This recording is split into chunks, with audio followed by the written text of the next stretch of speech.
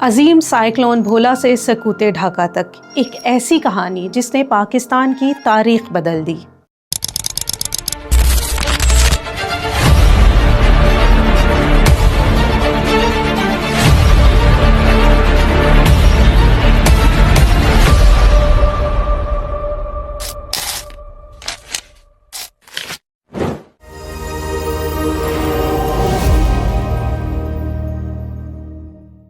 اتنا تو آپ سب جانتے ہوں گے، سکوتے ڈھاکہ 16 دسمبر 1971 کو اس وقت ہوا جب لیفٹیننٹ جنرل اے نیازی نے بھارتی جنرل جگجیت سنگھ اروڑہ کے ساتھ ہتھیار ڈالنے کے ڈاکومنٹس پر سائن کیا۔ اس کے ساتھ ہی 93,000 سے زیادہ پاکستانی فوجیوں کو قیدی بنا لیا گیا اور دوسری جنگ عظیم کی شکستوں کے بعد ایک بڑی شکست ہوئی جو کہ تاریخ میں رقم ہو گئی۔ لیکن شاید ہی آپ کو کسی نے بتایا ہو کہ یہ کہانی مکتی بھانی سے شروع ہوئی اور 16 دسمبر کو سکوتے ڈھاکہ پہ ختم ہو گئی۔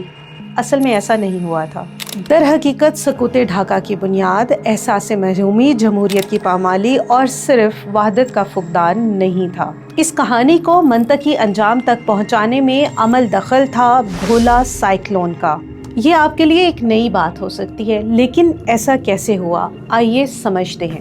یہ بات ہے 8 نومبر 1970 کی، جب بحر روم کے گرم پانیوں میں کم دباؤ کا ایک نظام جنم لیتا ہے۔ اسے ایک عام موسمیاتی تبدیلی سمجھ کر اگنور کر دیا جاتا ہے۔ 9 اور 10 نومبر کو یہ سسٹم مضبوطی اختیار کرتا ہے اور ایک شدید ڈپریشن کی شکل اختیار کر لیتا ہے۔ 11 نومبر کو ایک انتہائی شدید طوفان 185 کلومیٹر فی گھنٹہ کی رفتار سے 20 سے 30 میٹر اونچی طوفانی لہریں یعنی سٹورم سرج کو لے کر 12 نومبر 1970 کی شام مشرقی پاکستان کے ساحلی علاقوں پر لینڈ فال کرتا ہے۔